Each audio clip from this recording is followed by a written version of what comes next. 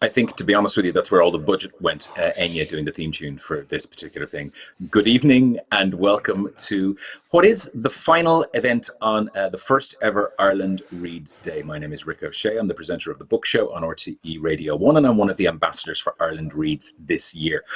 Over the course of the next little while, I'm going to talk to some of the people who have been ambassadors, some of the people who are involved in the book world, about reading, about the last year, about what they might recommend for you as well, and pretty much wherever this takes us. I'll be honest with you, a lot of the places it took us in the last 10 minutes before we went on air are absolutely not for public consumption, and we will not be going there. We will try to avoid the use of the C word as well. We're going to try not to say COVID between here and when we finish up. That's the one mention of it we're allowed.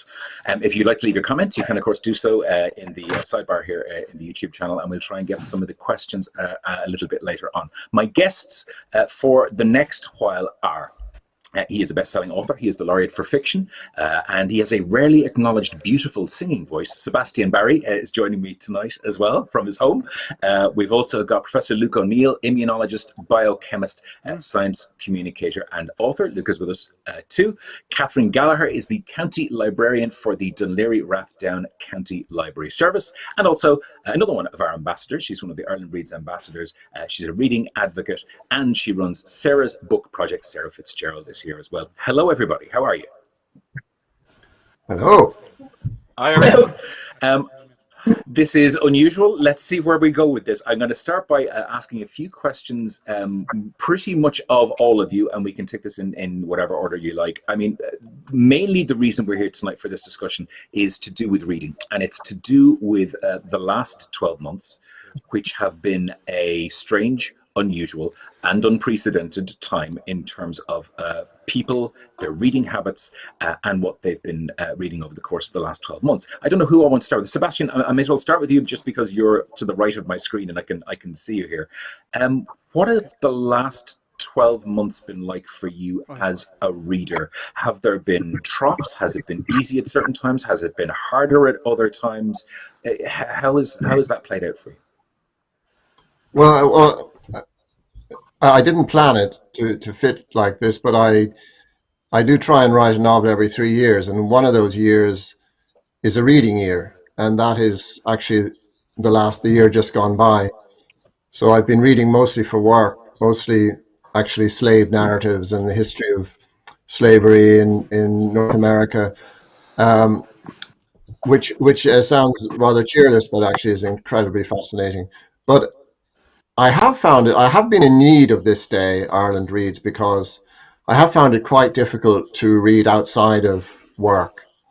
And I have tried to make little strategies, such as going back to books that maybe I adored 30 years ago, Conrad or Trollope, and reading the first chapter and seeing if they still hook me in. So I've actually had to play myself like a trout through the year. And it was going to be one of the questions I was going to ask. I may as well ask it of you now before we move on to anyone else. But have there been things that have broken the logjam over the year, whether certain genres or certain books, or whether it was just certain authors that helped you out of any problems you were having? Yeah, I mean, occasionally, just as a human being rather than as a writer, you find the humdinger novel that seems to be designed for your synaptic construction in your brain. And one of those in the last year for me was Christine Dwyer Hickey's The Narrow Land, which just seemed to me like a honey book.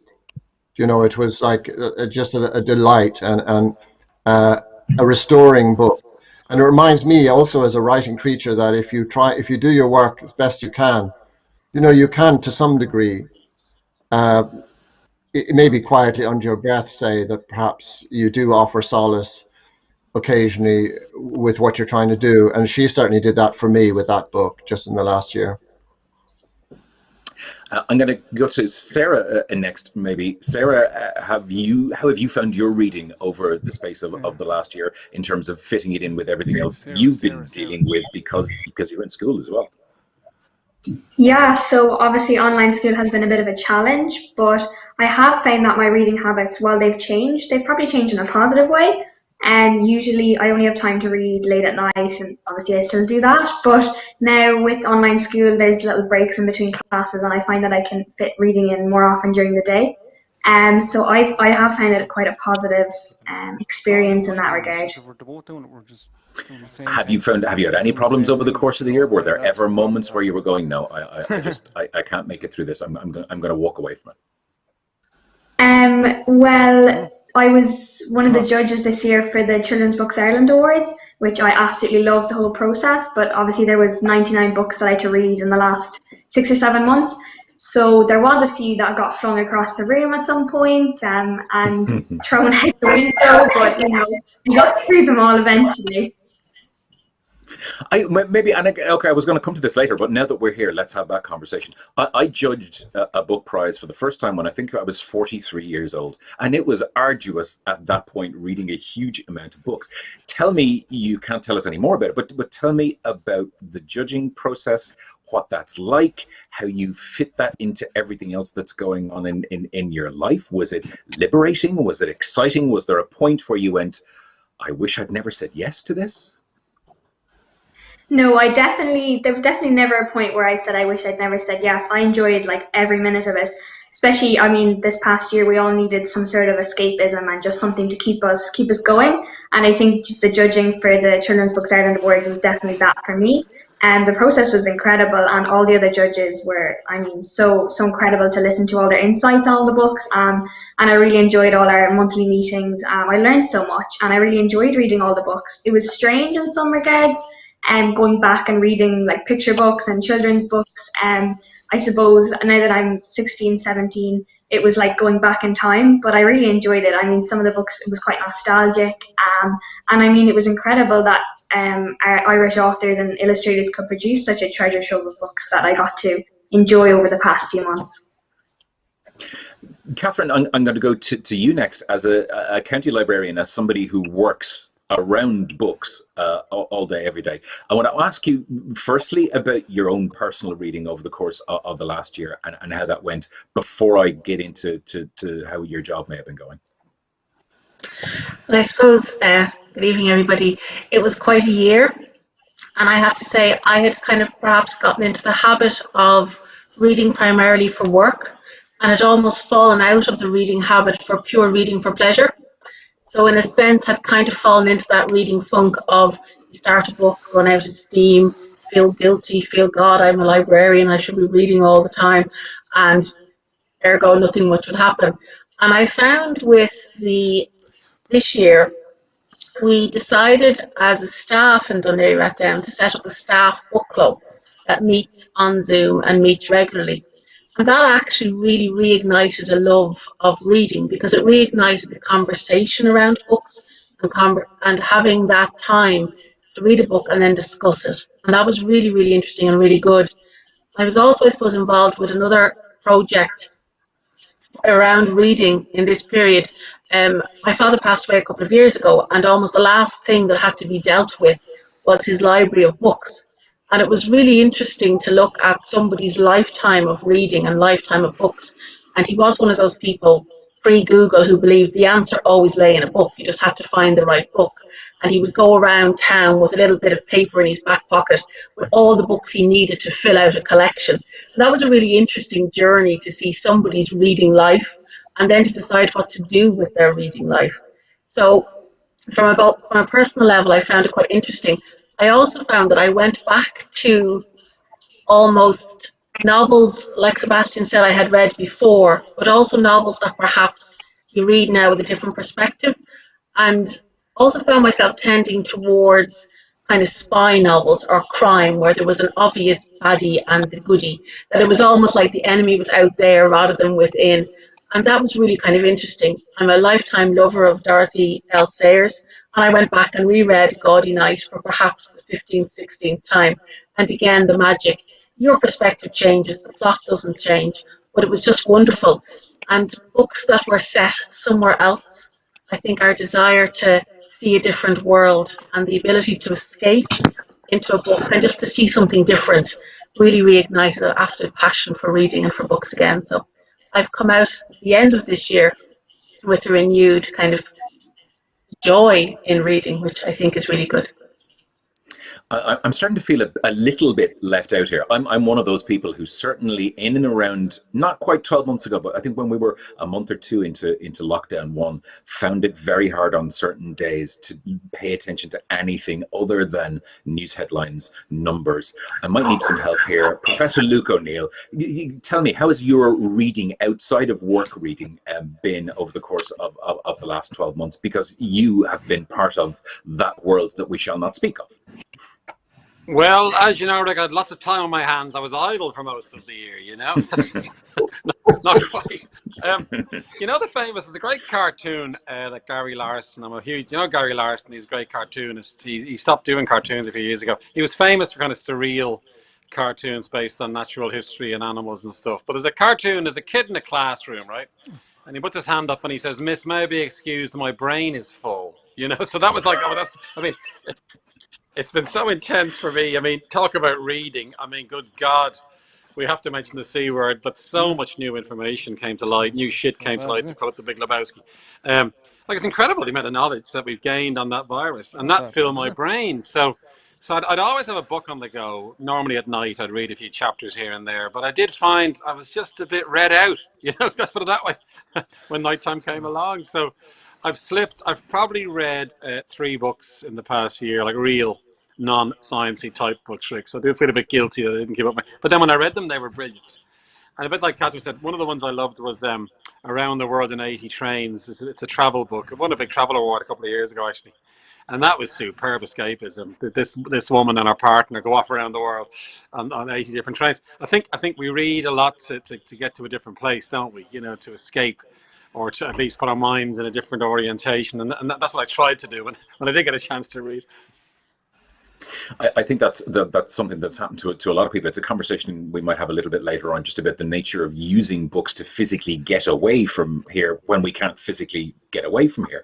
The Gary Larson thing, worth noting, is that he did start redoing Far Side cartoons in the space of the last year, after a gap of almost 2 decades. Yeah, he started redoing on a very, very small scale, but I know where you're coming from. You obviously then were reading a huge amount for work, and you published a book yourself in the last 12 months as well. Maybe tell me a little bit about what it was like at that stage to have a book coming out during one of the many lockdowns, and in between those periods where bookstores were open, bookstores weren't open, and what that was like to have put all of that time and effort into a book and then go, I'm not sure if people are going to find it. Yeah, well, I was blessed, Rick, because it was a great distraction. I mean, I wrote the book before COVID began, actually. I submitted to Gill last January, 12 months before COVID really took off, you know? Whereas people have said to me, oh, you wrote that to capitalize on COVID. Not true. I wrote it before COVID. But then I got the proofs. I got all the beautiful diagrams in April, May. You know, I could spend time on that. And that was really a bit of a joy then, because it was a distraction for definite. And it was quite pleasurable doing proofs. I don't mind doing that part of the job. And then the book came out. Yeah, was it in September, I think. And surreal is the word I would use, because we couldn't do a book launch for obvious reasons. We missed the party, basically, which was a bit of a shame. And then the bookshops kept closing, didn't they? Which was a bit of a challenge. Although there was a window, wasn't there, in November when they opened, and then lots of sales happened. So I was quite happy with that. And then the huge thrill, Rick, as you know, is to get the book award. I mean, I was amazed by that, because I don't think science books win too many book awards usually. And to win the best non-fiction category, whatever it was, that was a joy. So I just feel very lucky that I was able to write the book in the first place. Secondly, work on it during lockdown, and that gave me something to focus on that was a bit different. And then to get involved in that book award process. And then, if I may say so myself, I mean, it sold 34,000 copies, which is alarming for a hardback science book. Obviously, it's the times we live in. There was a massive appetite for it, and it sold like hotcakes. So Chris Gill are delighted, because they sold a fair few numbers. You know, it was great, and it's still selling. But it's very strange. You can't go to a bookshop. I used to walk past Dubray on Grafton Street, look wistfully in the window at my book on the shelf, and couldn't go in and get it. You know, it was a strange sensation, you know. I know it's a bit sad. I found myself wandering around Dublin city centre for about 45 minutes last week while I was waiting for something to happen, and it was late on in the evening, and that was what I did. I looked wistfully in the window of bookshops and went, you know, just if you can, somebody can just, you know, turn a key, just let me in. I'll leave large amounts of cash. It's all good. Tell me about the process, the book award process, because again, that's also an extremely strange one. Did you feel robbed of a night out? Did you feel robbed of that thing Well, that everybody does when they're even nominated for a book award, which is you get to be surrounded in a room full of other book people? I think you and I remember we met up a couple of those, didn't we, Rick, over the years? Because my previous books were nominated. So the first book, Humanology, was up, didn't win. Then the next year there was the children's science book I wrote, that didn't win either. And you're sitting there waiting for the names to be read, and you, oh, it's not me, you know. And of course, the trouble is you have to have a speech ready because you don't want to get caught, do you? You know, that's a complete waste of time because you're never going to be able to say the speech. So twice before I was, what's the phrase, always the bridesmaid, or whatever that was, sitting there and then didn't get called up, kind of thing, you know. So this, the very year I win it, there's no sitting at a table, is there? There isn't that Oscar moment. So I'm robbed that, you know. So I felt a bit let down. Although, mind you, less pressure, obviously. And they came in and they filmed me by Zoom twice during the first shortlisting part, and then the final phase, as you know, was the second thing. So they came in and filmed me. So that was quite nice. But it was a strange feeling, yeah, because you had to pretend you did. What happened was, I was told I'd won it, right? I had to pretend I didn't know and show surprise. You see, with the, oh, great, thanks very much. You know, this kind of thing. So it was a bit of a fake in the end. I don't mind, it's TV. It wasn't acceptable, but certainly I'll never forget it, will I? Let's face it. And I do feel robbed because they were great nights out, Rick. You remember them yourself. I mean, it was a great celebration of books, I think, those book awards. They're a great idea, you know, because everybody gets together. All the publishers get a night out to enjoy themselves, I suppose, with the authors. And there's a fair bit of imbibing, shall we say. So they were great nights when they were live. Let's hope we have a live one next year. I hope it comes back. I have absolutely no idea what you're talking about. There's no imbibing that goes on at those ceremonies. No, you're a any teetotaler, time whatsoever. None. Sebastian, you've had a book out in the space of the last 12 months as well. Was that a strange experience for you? Well, publishing a book is always hopefully the medically safe side of psychotic as an experience. It's very out of body. I see Kazuo Ishiguro describes his public self and private self as two different things, so perhaps it's also schizophrenic as well as psychotic. I'm content to get a book out there because after 44 years, whatever it is, I still know how miraculous it is just to get published, and to build up a readership over the years is another mystery to me how it happens. So I was sort of content, but I did notice that the week we published the book, all the bookshops closed, which is the tragedy. It wasn't for me as so much as for them, actually. And then just as the paperback came out last week or the week before last, they also closed instantly. I think I was the signal for the closure.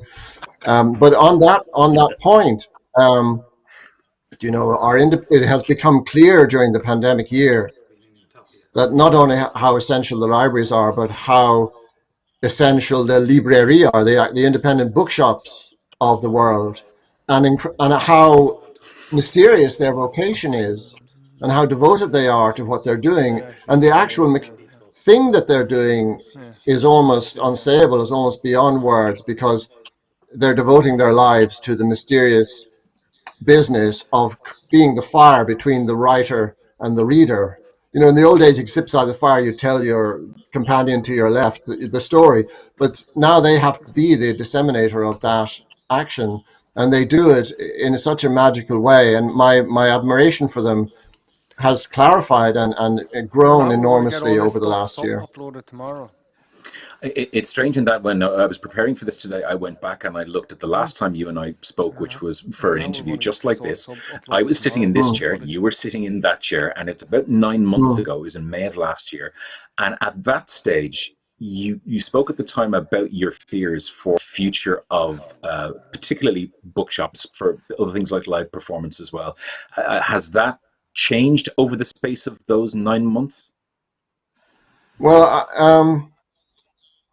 I mean, in my house, the only person we pay any heed to actually is a certain Luke O'Neill. You may know him, but this third event, the approach of, to be honest, of the variant. I don't know how I was before, but I was being kind of as soldierly as you can be without actually being a soldier, about like everybody else.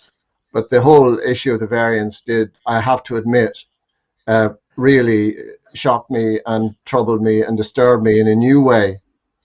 So I've been telling myself, odd things like, well, maybe I will, because I'm 65, so I'm thinking, well, maybe I'll always just have to live like this.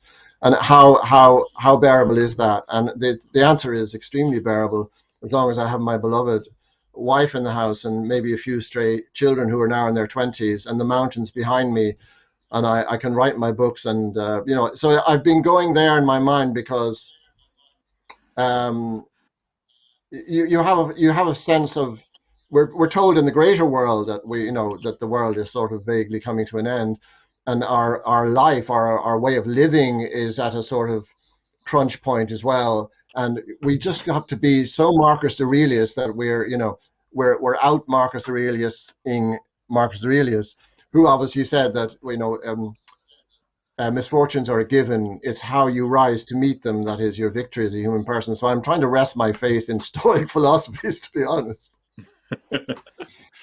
I've had a bit of that. I've been reading the Daily Stoic every day for the last 6 months. It goes a long way. Catherine, in terms of libraries, tell me a little bit about, maybe scroll back if you can to 12 months ago, to when it looked as if obviously libraries were going to be closing down temporarily at the time. How did you feel about that at the time? How did you think that was going to go? And then maybe talk a little bit about the kind of the pivot you guys have had to do over the last 12 months to make sure that books get into the hands of people who want to read them. If I could scroll back to 12 months, the one word I would ban is closed. Libraries never closed. Library buildings closed.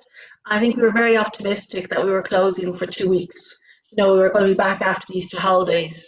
It was this sense of, this will just be fine and we'll be back. And I think then the realization grew that we weren't coming back, but also libraries by their very nature pivot. We're very agile. You come in with an information need and we try and address it for you. But straight away, staff went, I've been thinking, or I was thinking we could do this, we could do that. And library staff are absolutely extraordinary. Their commitment to their service, their commitment to their public really stands out, and the commitment to the book and to reading. So we, in Dillonary Town, we got involved with the community call because, again, the skill set of staff, they talk to people. People were missing talking to each other. They were missing a conversation about something that wasn't the C word. They wanted to talk about something, anything else.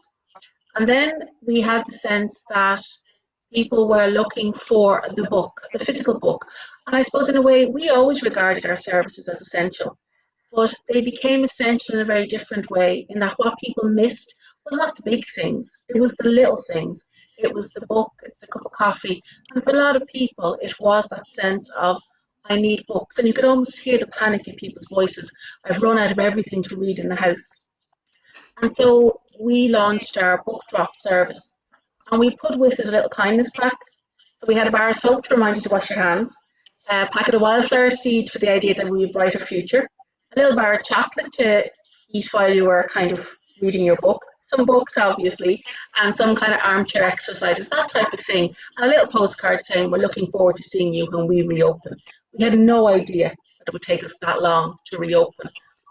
But that service again took off, and people, the response from our public, absolutely extraordinary. Line, you've saved me, this is amazing, this is what I've missed, this is what I need. And I suppose from that built a whole move to developing online services. And I would have said at the start of this, we took some of our events online. But now we're moving into events that are almost born online. And that's a different concept. So we looked into, we would have started off with story time, and we made a commitment as a service that we would do a live Facebook story time every single day at 10 o'clock. That there would be that little bit of stability. And it would be the same staff member who would do that every single day. And again, people would say that was such an anchor point for them. We also then moved a lot of our content online, book clubs. And you had groups that perhaps would never have gotten together and who formed an online book club. And we said, we will support this. We also took our whole program of exhibitions online. And from that developed, yoga classes for children with additional needs, literacy support, learning support, all of that material to try and say, what is the need out there and how can we best address it?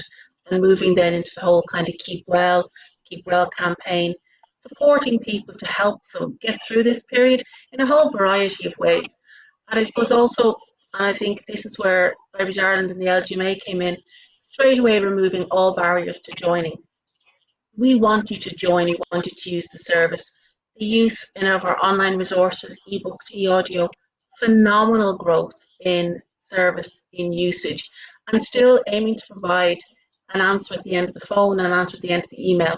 Our staff are always there to try and provide the support, the backup, the piece. And it has been a really interesting period because, in a way, our branch-based events were accessible to the people who could come to see them. But the online has opened up the world in a very different way in terms of accessibility, in terms of inclusion, in terms of affordability. And I think we are going to come out of this with a really renewed sense of what our purpose is, what the answer is. What we cannot wait for is for the public back in the space. There are very few spaces left where all the generations mix. Very few buildings you walk into where you can have young children, teenagers, older people, adults, everyone in that one space where nobody's asking where they are, why they're there, what they're doing. And I work here in the Lexicon. There is nothing like the home of a building like this when it's packed to capacity and everyone is doing their own thing. So we really cannot wait to welcome our public back to our spaces. But in the meantime, we will continue with providing services online, hopefully moving towards content collect models, browsing models, and all of that going forward. But it has been perhaps one of the most interesting years of my professional career to date. Not sure what I want to repeat too quickly, but it has really been a very interesting year and a huge learning year. Huge learning year. My first thought of that is, Catherine, don't remind me that you're in the Lexicon at the moment, because it's many times I've driven all the way across Dublin just to work there and sit and stare out the windows, despite the fact that I don't live in Dún Laoghaire anymore. And the number of people I've spoken to, maybe just on behalf of people who are members of my book club online, people I've spoken to online over the year, who now think that BorrowBox is a human right. It has established itself as becoming one of those things that people not only may not have been aware of 12 months ago, but it is now something that is holding together their reading lives. I mean, it's quite extraordinary. Sarah, tell me a little bit about escape. I do want to ask everybody about this. I've done geographical escape with books because I can't escape anywhere else right now other than this room and being surrounded by these shelves behind me. So I'd like to think we've all done a little bit of it. I want to start with you. Have you been escaping to other times, other places through books? I mean, I just did a read the other day. I think I've been over the space of the last 6 months to London, Madrid, World War I, the future, Japan, Korea, and Chernobyl, amongst others. What's your reading been like? Yeah, I definitely feel that. There's this saying, reading gives us some place to go when we have to stay where we are. And I guess that's never been more apt than at the moment. So reading is definitely, for me and for a lot of my friends, has been a great escapism. And I've been reading a lot of historical fiction, which I do find has been that extra escape, that not only are you going to a different place, but you're going to a different time. And you can just kind of immerse yourself in the world of the book. It's fantastic, really. And mystery novels as well, I've also really enjoyed, because you're so connected and gripped by the plot and trying to figure everything out that you don't even have room to consider what's going on in the world around you. So yeah, like, I mean, any book is an escapism, but for me particularly, historical fiction and mystery just gives me that extra escape. I'm going to come to you for recommendations and to everybody just before we finish. Actually, just while I have you as well, tell me about how schooling online has been going, how you've been dealing with that, how you found it, and how you've been working around that over the last while. Yeah, so I mean, from my own perspective, it's been quite positive, but I know obviously in terms of people's situations at home and their availability and accessibility for like the technology and the different school supports, that it hasn't been positive for a lot of people. But for me, I'm a natural introvert. I love being by myself, and I'm delighted with life. And so a lot of my friends, it's quite hilarious. We're all texting each other like, I miss you, but I'm quite happy to stay at home for a lot longer. So online schooling has been really positive. I'm really lucky that our school was already quite, familiar with using online platforms prior to this. So it's been quite a smooth transition to online. Now, last year would have been a lot different because I was in transition year. So to be honest, I wasn't really getting any work. But this time around, now that I'm in fifth year, it's very focused, very structured, and I do feel quite supported. And yeah, I'm quite okay with the independent learning. I think it's been going well so far. But again, that's just my own perspective. I can't speak for everyone else. No, that's fantastic. In terms of escape, Luke, I know you unfortunately have had your face literally thrust in the middle of this for the last 12 months in terms of all day, every day, both as your job and as a science communicator as well. Have you managed any escape through reading at all over the last year? Oh, I have, Rick. Yeah, it's essential, isn't it? I mean, I think what strikes me about reading is, and this is a classic phrase, I think C.S. Lewis said this, you read that so you don't feel alone. I think it's a very important idea, you know. And you read a book and you don't feel alone. Not that I am alone. I don't mean I am necessarily, but just I think the escape part to me is actually about being in another community, if you like, or immersing yourself in another group of people, even though it's in fiction, you know.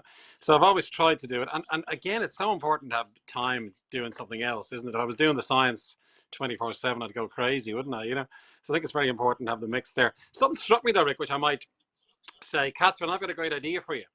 We should vaccinate people in the libraries. How about that? Because they can sit in an armchair, right? Read a book and get the vaccine. That might incentivize them. And you know the way in Israel they're giving people bottles of beer to incentivize the young people in particular, because of course we're worrying now. I mean, there's such compliance with the vaccine campaign for older people, young people to be less likely to do that, maybe, I suppose. So let's use the libraries. Isn't that a good idea, Rick? What do you think? Would that work? Here's the thing. I need no incentive to be vaccinated. If you put a beer and a book in front of me, this is a win-win-win situation at all times. Tell me, I know this isn't your field, and I know it's not your expertise as well. It's something I want to maybe talk to everybody else about briefly too. It's about mental health, and it's one of the central strands of Ireland Reads Day as well.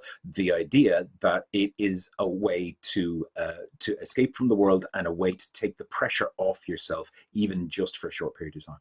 Yeah. I mean, I love it. Now, I'm going to knock it though in a tiny way. Wait to hear this. Remember the good old days when things were just fun, right? You did something because it was fun.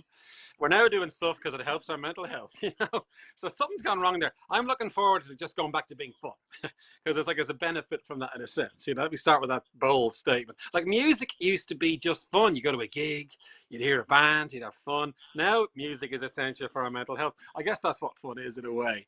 But I do think that the great thing about reading is you achieve this thing called flow, right? Now, psychologists know what flow is. Flow means you're lost, right? You're lost in the moment, and you can get it through sport, you can get it through golf, you can get it through reading, you can get it through music. You know, everybody longs for flow. It's a very important thing to have. And for all I'm not into sport at all. I was never a sports person by any stretch of the imagination. I got flow through reading. You know, you'd start reading a book, and then you'd suddenly look at your watch, and an hour's gone by. You've been in a flow state for a whole hour there without knowing it, you know, and that's the beauty of it to me. And of course, it's the trick is to get an author that gets you, and it can be hit and miss. Can't sometimes you start a book and I'm one of the people, Rick, who has to finish a book slavishly. You know, I've realized life's too short. Start another one, you know. But if you can find the right author, the right story, the right situation, the right kind of a narrative, I guess, of the world that you're entering, you can get into this flow state. And the benefit to your mental health is massive to be in a flow state. It means a few things. One, you're not worrying about things. In other words, you're not thinking about, oh, did I leave the oven on? Or the equivalent is, you know, or, you know, the dreaded COVID, whatever it is. You're not thinking about your day-to-day worries anymore, and you give your brain a rest, and your brain now can go somewhere else. And then as you're reading, your brain kind of repairs itself and dampens down the toxic pathways that were bubbling away in the background, whatever was bugging you, you know, and you get restoration. You get kind of, you know, it's like going to sleep in some ways, you know. So never forget the power of that. I think it's a really important part. And all of us would agree we love reading. That's the main reason we probably do it and love it in so many ways, you know. I should never have said that wasn't your area of expertise. It's all your area of expertise. Sebastian, geographically, again, because you've been where you are for the last 12 months, have you escaped elsewhere in books?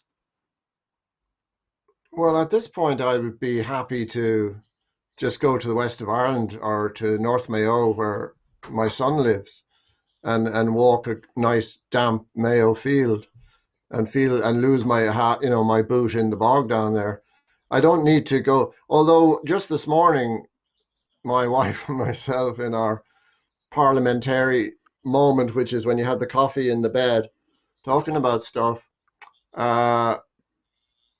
We were saying, wouldn't it be wild to go again to Sicily? But it has become like the impossible dream. But I love what Luke said about reading, actually, because he's getting into a very interesting thing there. He said it in passing is very like sleep. But I do think that books are written out of areas of the brain that are deeply allied to sleep, far more than to the top brain, the conscious brain.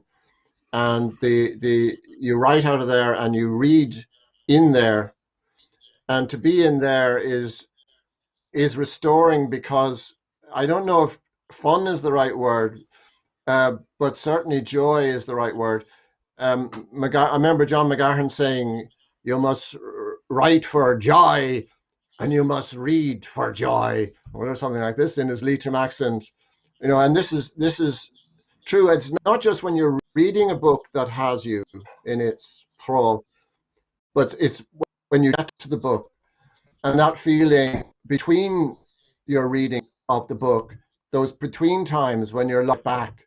I think that's a very interesting thing, and it makes you feel, actually, when you think about it, privileged, because you are in the grip of this book. I mean, it is an immense thing, as Luke says, and as everyone here would agree, but also a deeply mysterious thing, and properly so. The virus has made, we're not going to mention the virus, but it is so mysterious to begin with, and it seems to widen in its mysteries. And maybe everything powerful has is born in that sort of mystery. But reading, I don't know, half of any writer is a reader. When I was coming to be the laureate, my Hollywood strapline was the of writing and readers in Ireland. And I do believe that, because Irish people, I mean, maybe all nations, but since I'm of this nation, I will prioritize it, read well. But Irish people, if you look at the books that they do read, oftentimes they're very challenging books. And obviously, there's a great expertise of readership. And maybe Catherine would agree. It's quite fascinating to me, because we're supposed to be these odd creatures called literary writers. Frankly, the Irish readership is well able for us, and want us to go even further and further into the mysteries, I think if anybody wants to ask questions of Sarah or Sebastian or Catherine or Luke, please do drop a question in the comment section. We'll get to those in a minute. Before that, though, I will start with you, Sebastian, given that I have you here. Do you have a couple of books, 2 books, 3 books that you can recommend to people if right now they feel, I really think like I should attempt to get back into reading again? Where am I going to go? Okay, if in listening to me, anyone out there thinks that somehow or other, in some way, can relate to what I'm saying, because it's so individual, this whole matter. But as I said before, there are such thing for the individual reader as a Humdinger book. And the Humdinger books, I have a list. I could have a long list of them, but here's some of them. Any of Claire Keegan's books, for instance, her short stories in Antarctica, Walk the Blue Fields, Foster, which is sort of novella. She has a new book out this year. I mean, she writes so little that's going to be a huge moment in Irish literature. Small things like these, it's called, ironically enough. Jeffrey Eugenides' Middlesex, which is quite a long novel, but for me was the best American novel that I read as a living, breathing human being. Joseph O'Neill's Netherland, which when I read it, I got it in proof. I think Joe O'Connor and myself said it was wonderful. I don't think anyone else is paying too much attention. And then Barack Obama was reading it. Suddenly it was this book. But it is just a book it's like food and manna in the mouth to read a book. Again, another writer who I think is as good as Henry James in certain respects is Liz Nugent and Our Little Cruelties. I always think of Yeats when I think of her, because Yeats, as we should know and remind ourselves, for recreation, Luke, for fun, read crime novels.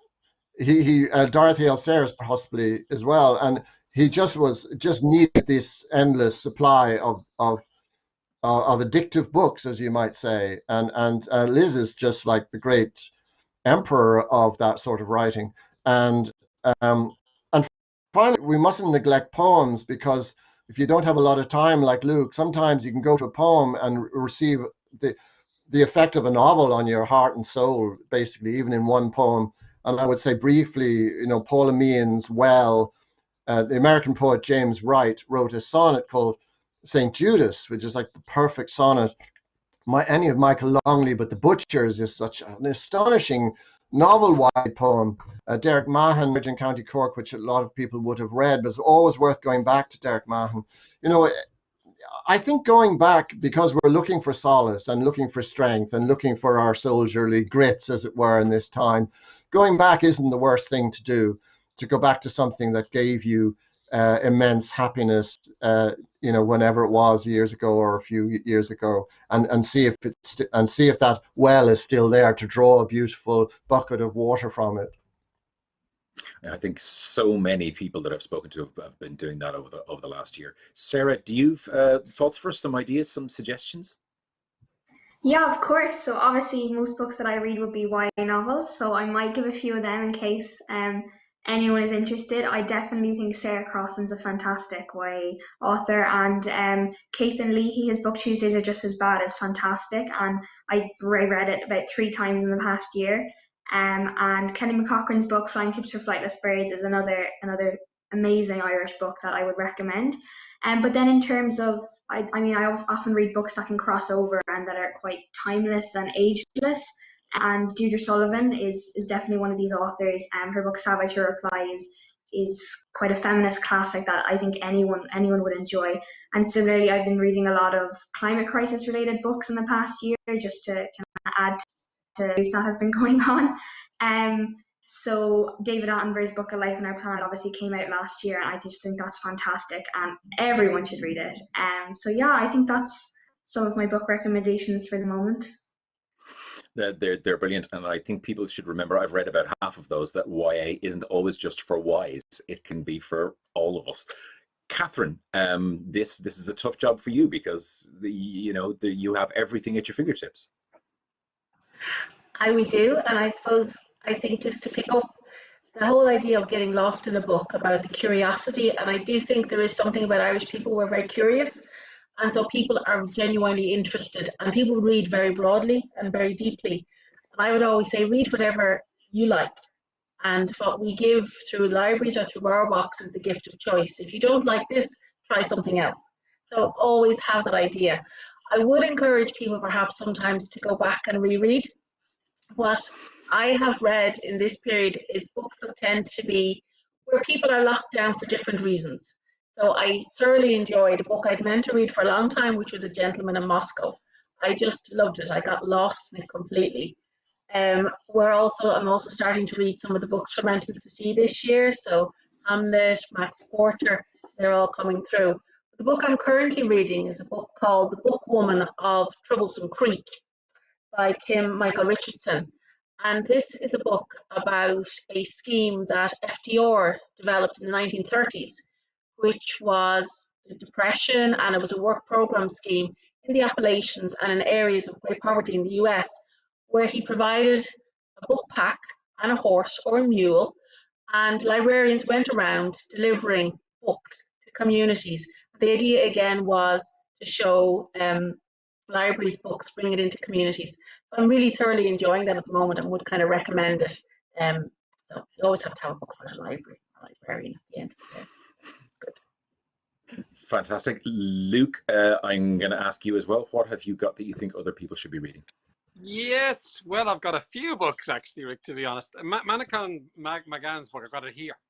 This is a fantastic book. It's all about the Irish language, and I really got lost in it, strangely enough. I mean, what you realize is the richness of the Irish language exceeds English, let's put it that way, and how a single word in Irish can have like 50 different meanings. And the way he says the reason for this was it wasn't a written language. So the Irish were very, or whatever you call them back then, I suppose, very sophisticated people, hugely sophisticated, and had huge meaning in their words. And that struck me as interesting. And then he does explain the 32 words for field. And I guess it's slightly scientific because it's a bit like the history of linguistics and stuff. But I love that. I'm in the middle of it, actually. And then also the notion of, even though I'm a scientist, he goes on about the spirits and the sort of the supernatural world, which is so important to the ancient Irish. And that got me because it made life much more interesting, I imagine, for them if they thought there was another dimension to our existence. And he links into physics and things, so that was good.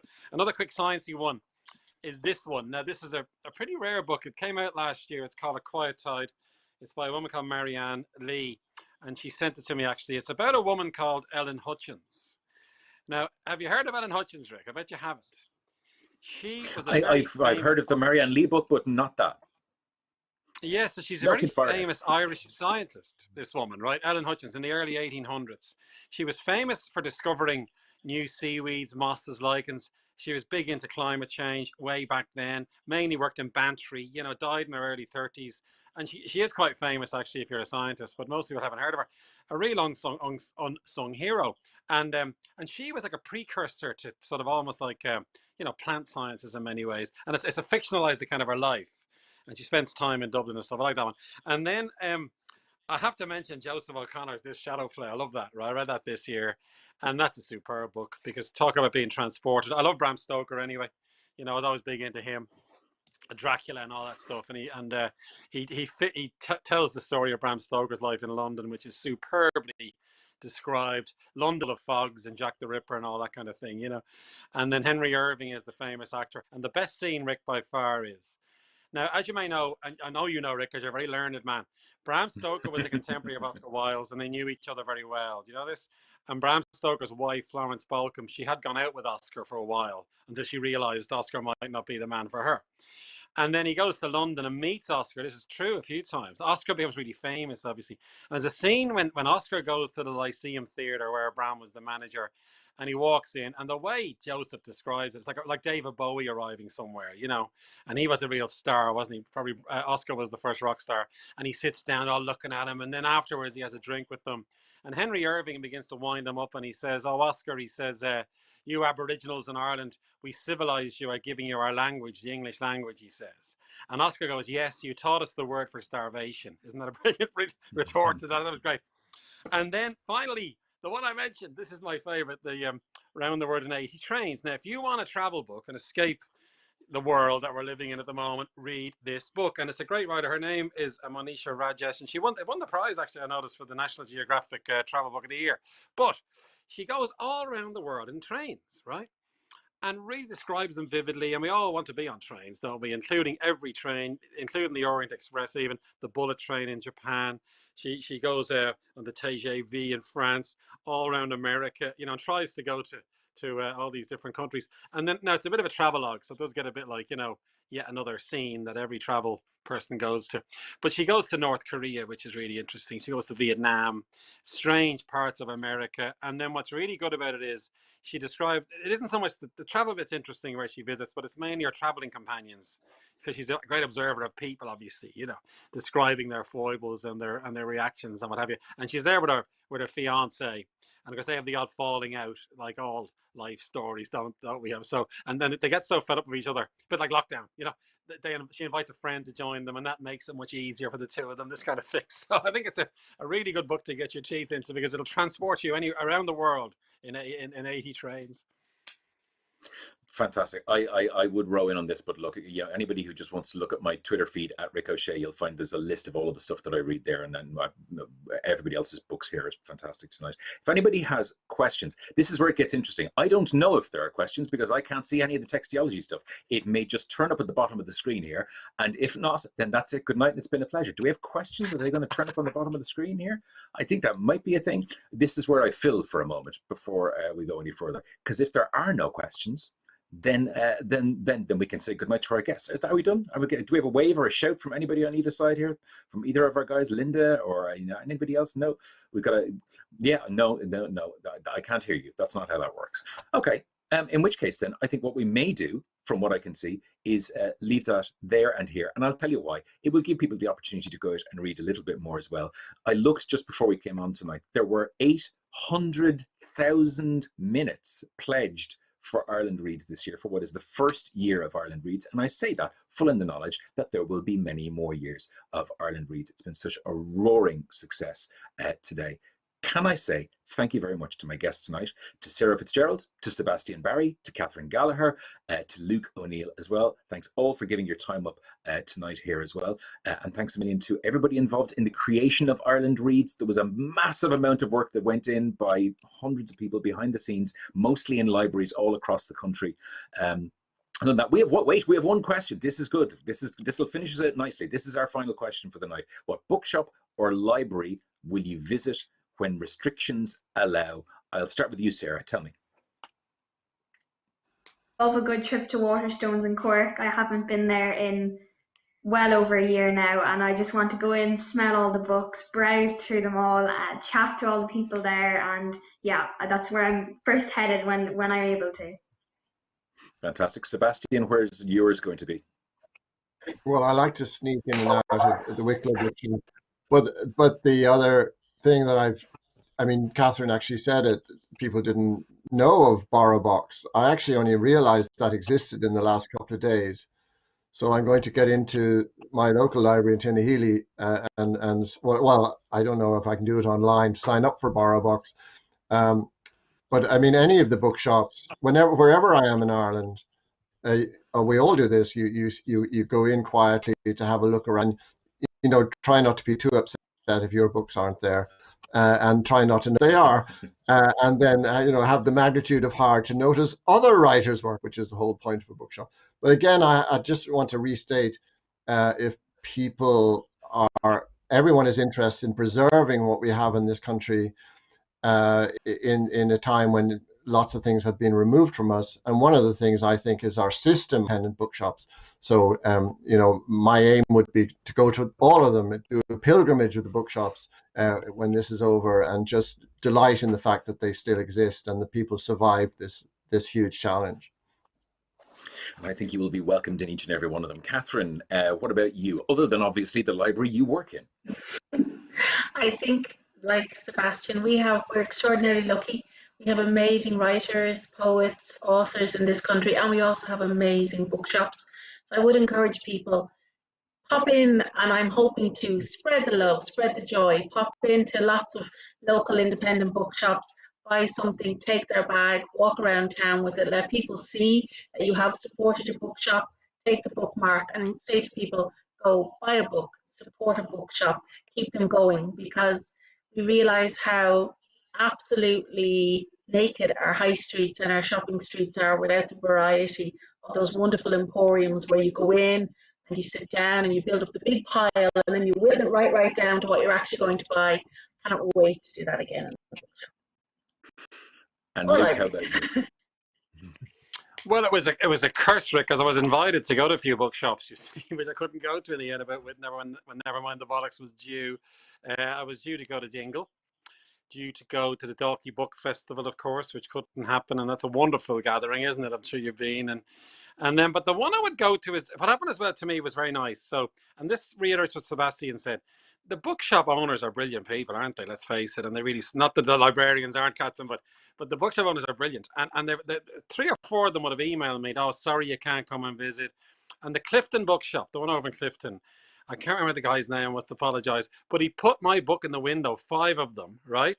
And took a photograph and sent it to me. And he says, when we reopen, we'll have your book in the front window, like that. He says, I won't change the view of the front window. Maybe did it with 10 authors, I don't know, but certainly I'll have to go and visit him, wouldn't I, to thank him profusely for putting my book in the window, and hopefully do a reading here. And the other curse was, Rick, with my other book, Humanology, I would have gone to about maybe 10 bookshops around the country to read stuff, and they were brilliant fun. I must say, I really enjoyed them, and meeting people interested in science books and so on. So I'd love to go on a bit like Sebastian. I'd love to go on a tour. Let's be ambitious, will we? And let's visit 15 bookshops in 2022. 15 open bookshops and a tour, and so many of you being so nice to so many bookstores. That's a brilliant way to finish it for tonight. Support your local bookshop, support your local library. It has been a brilliant event tonight. Thank you very much for being with us. And that's it from me, Rick O'Shea. The book show is back on RTE Radio 1. Always good to get the plug in at the beginning of April, and I'll talk to you then. And other than that, thanks a million for joining us tonight. Cheers. Great. Thanks, Rick.